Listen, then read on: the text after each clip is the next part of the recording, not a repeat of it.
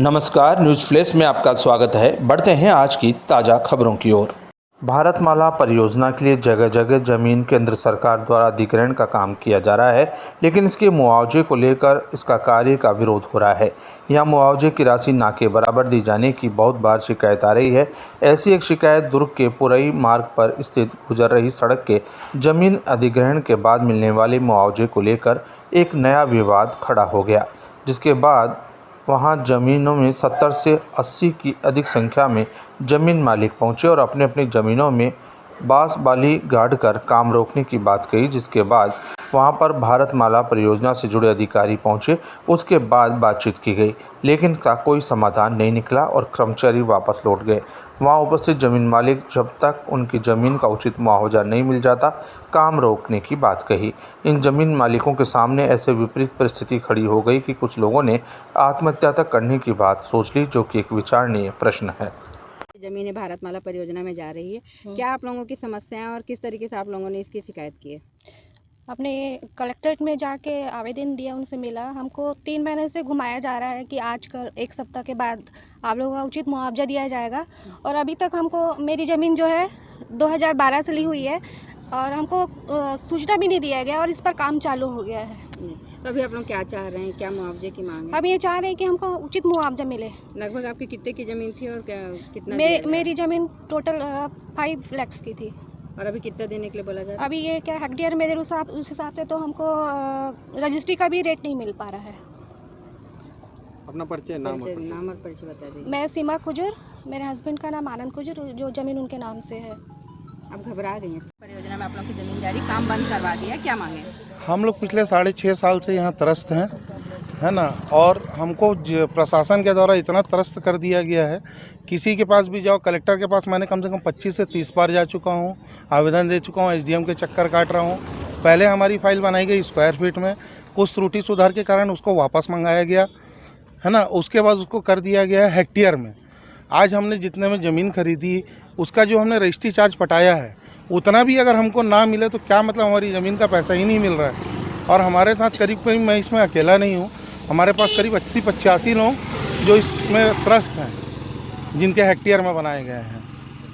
अधिकारी क्या बोल रहे हैं कि क्यों हेक्टेयर? ये पिछले बार क्या हुआ कि हमको पहले 6 महीने से गुमराह किया गया कलेक्टर मैडम के द्वारा और एसडीएम रावटे जी के द्वारा, कि हमने बना दिया। जिस दिन रावटे जी का ट्रांसफ़र हुआ, उस दिन हमें पता लगा कि ये बनाए नहीं है और उनको आनंद फानंद में बनाने बोला गया है।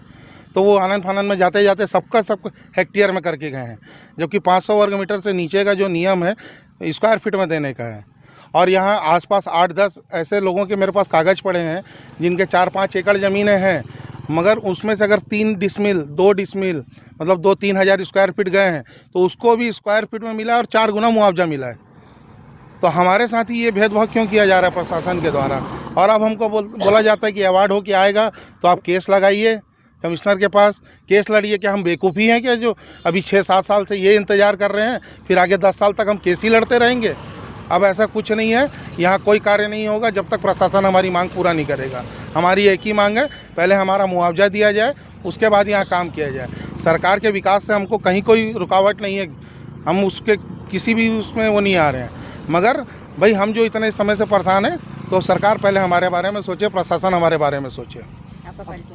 मैं महेंद्र चोपड़ा, बोरसी में रहता हूँ। ये धनोरा रोड में मेरी प्लॉट है, पापा जी के नाम से, नेकचंद चोपड़ा जी के नाम से। क्या है पूरा मामला ये है कि हम लोग को उचित मुआवजा मिलना चाहिए हमारे, जबकि हमारी रजिस्ट्री 2009 की है, छोटे टुकड़े हैं, हमारा स्क्वायर फीट में रजिस्ट्री हुई है, और ये अचानक से अब ये बोलते हैं कि हम हेक्टेयर में बनाएंगे, उससे हमारा रेट भी नहीं निकलेगा।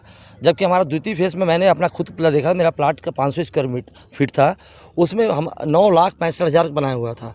अब एनएच ने ऑब्जेक्शन लगाया कि 500 स्क्वायर मीटर से जिनका ऊपर होगा उनकी ज़मीन को हेक्टेयर के हिसाब से देना पड़ेगा। बस एक लाइन का ऑब्जेक्शन उनका ये था। मैंने ये फाइल देखी है, मगर उन्होंने सारे प्लाट के सभी जितने प्लाटधारी सबको हेक्टेयर में बना दिया, और उससे ये हो गया कि अब हमारी प्लाट की वैल्यू 38-35 हज़ार 40,000 के आसपास हो गई। आज मार्केट की वैल्यू मेरा मेन रोड पे है 4,000 स्क्वायर फीट है, 20 लाख का प्लाट है।